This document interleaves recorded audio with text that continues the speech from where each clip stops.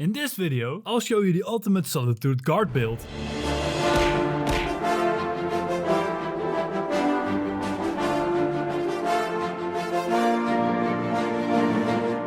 For this build, imagine a 20-something-year-old who is the son of a city old guard. This guard's son has big dreams of one day becoming a renowned adventurer, an eclectic bard, or a mighty warrior.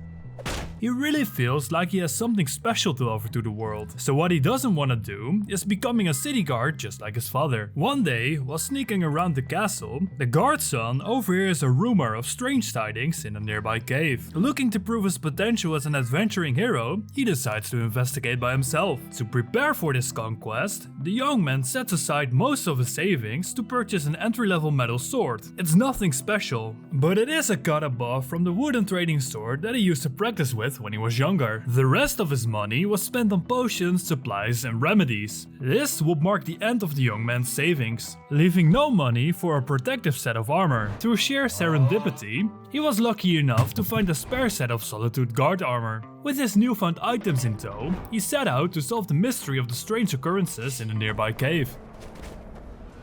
To his dismay, he was viciously attacked by bandits that made the cave a temporary home. Whatever they were guarding, they were not too keen on people finding it. Further into the cave, the young man stumbles upon necromancers engaging in a sick ritual, in which they attempt to resurrect Potema Septim. If this ritual would see completion, the ramifications would be disastrous for the nearby populace. He knew what he had to do, and he had trained for this moment his entire life.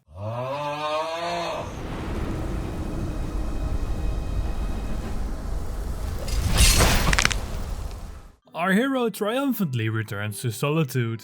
He is thanked for the service he has provided for the city, and after a meager financial recompensation, is sent on his way. After all of this, his purse is still light, so our hero opts to put some serious effort and time into training the skills that are needed for a life of adventure. Days go by, and being unemployed has put a serious dent in our hero's finances. Financial aid from his father was denied. He was old enough by now to earn his own keep. Worst case scenario, he could always join the city guard. Then, a letter from the court finds our hero. The resurrection attempt of Potema has the court on high alert. To ensure a permanent end to the threat, her remains have to be destroyed. Our hero has trained for this moment all his life.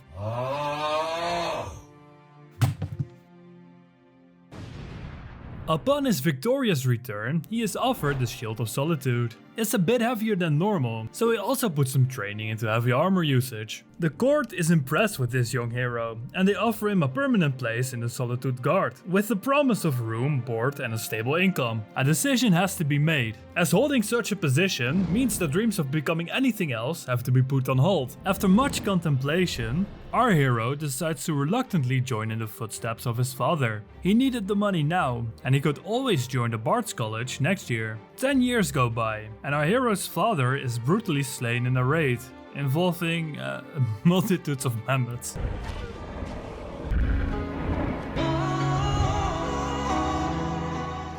This will mark the start of our hero's understanding of the importance of armor. To this end, he took on an apprenticeship in smithing in his off time. After his late father's passing, the upkeep of his elderly mother fell on our hero, and this bitch was bougie as hell. I'll have the lobster bisque and caviar. Damn it.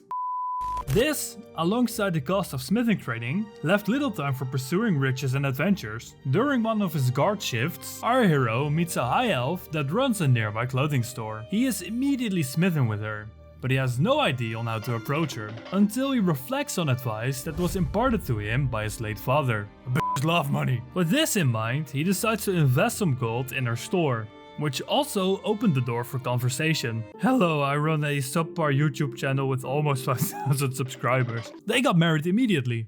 I declare this couple to be wed. Another 10 years go by, and the happy married couple have since moved into a nearby manor, courtesy of the High Elf's clothing store. They welcomed 2 passingly beautiful children into their life, and it was peaceful. To maintain this peace, our hero kept training. In the end, our hero never set out to go on his sterling adventures because it would be too dangerous, and now people relied on him. He didn't get to live his dream life, but he got to live a good life. At least he had his family, and at least he had kept the city safe. Maybe for that, his dreams would be a small price to pay. Maybe he could let the past go.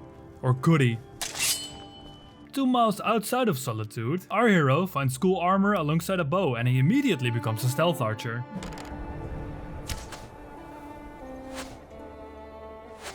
Damn it.